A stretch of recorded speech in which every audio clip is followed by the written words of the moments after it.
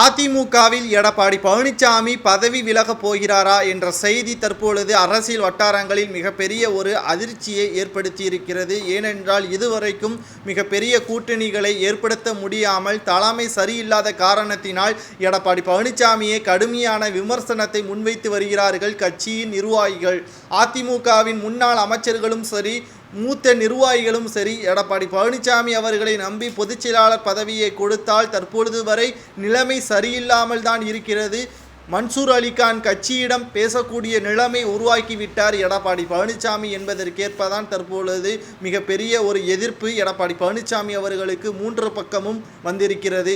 இதில் இரட்டை இலை சின்னம் கூட முடக்குவதற்கான ஏற்பாடுகளை மறுபக்கம் பன்னீர்செல்வம் அவர்கள் செய்து வருவதால் ஒட்டுமொத்தமாக அனைத்திந்திய அண்ணா திராவிட முன்னேற்ற கழகத்தில் இருந்து எடப்பாடி பழனிசாமி பதவி விலக வேண்டும் என்று தற்பொழுது குரல் எழுப்ப ஆரம்பித்து விட்டது.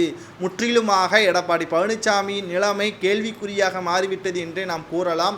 நாடாளுமன்ற தேர்தல் வரை தாக்குப்பிடித்து பொதுச் செயலாளர் பதவியை முண்டி கொண்டு சென்று விடுவார் என்றும் சிலர் கூறுகிறார்கள். ஏனென்றால் 40 தொகுதிகளில் தனித்து போட்டியிடுவதற்கான அதிகபட்ச வாய்ப்புகள் இருப்பதாகவும், இதில் 27 தொகுதிகள், 30 கூட வேண்டாம், 27 தொகுதிகளுக்கு மேலாக இவர் வெற்றியடைந்தாலே போதும். ஏனென்றால் கடந்த நாடாளுமன்ற தேர்தலில் அதிமுக 40 தொகுதிகளில் தேனி தொகுதியில் மட்டும்தான் வெற்றியடைந்தது. அதுவும் பன்னீர்செல்வம் அவர்களது மகன். தற்பொழுது அதைவிட 27 தொகுதிகளில் வெற்றியடைந்து விட்டால் நிச்சயமாக அதிமுகவின் தலைமைக்கு சிறப்பானவர் எடப்பாடி பழனிசாமி என்ற பெயர் உருவாகிவிடும். ஆனால் அதை அவர் பயன்படுத்துவாரா? அதற்கு மிக முக்கியமான காரணம் சரியான திட்டம், சரியான செயல்பாடுகள், சரியான வரைமுறைகள். இது அனைத்தும் எடப்பாடி பழனிசாமி அவர்களால் செய்ய முடியாது என்றும் அதிமுகவில் தற்பொழுது குளறுபடிகளும் நடந்து கொண்டிருக்கிறது.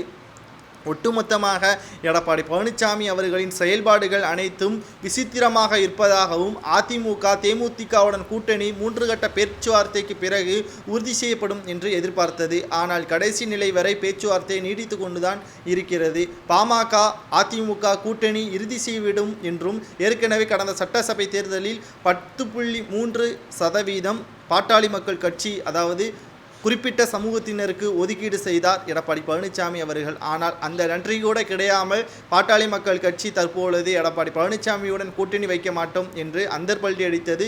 மீண்டும் ஒரு துரோகத்தை எடப்பாடி பழனிசாமி அவர்கள் சந்தித்திருக்கிறார். எடப்பாடி பழனிசாமி தான் எப்பொழுதும் துரோகத்தை செய்வார். ஆனால் அவருக்கே தற்பொழுது பாட்டாளி மக்கள் கட்சி துரோகம் செய்துவிட்டது என்றும் அவரது ஆதரவாளர்கள் தற்பொழுது மிகப்பெரிய அளவில் அதிர்ச்சி அடைந்திருப்பதும் குறிப்பிடத்தக்கது. இதே நிலைமை நாடாளுமன்ற தேர்தல் வரை நீடித்தால் நிச்சயமாக நாடாளுமன்ற தேர்தலுக்கு பிறகு அதிமுக மிகப்பெரிய ஒரு தோல்வியை சந்தித்தால் அதிமுகவில் இருந்து பதவியை முழுமையாக எடப்பாடி பழனிசாமி அவர்கள் விலக்கப்படுவார் என்றும் கூறப்படுகிறது.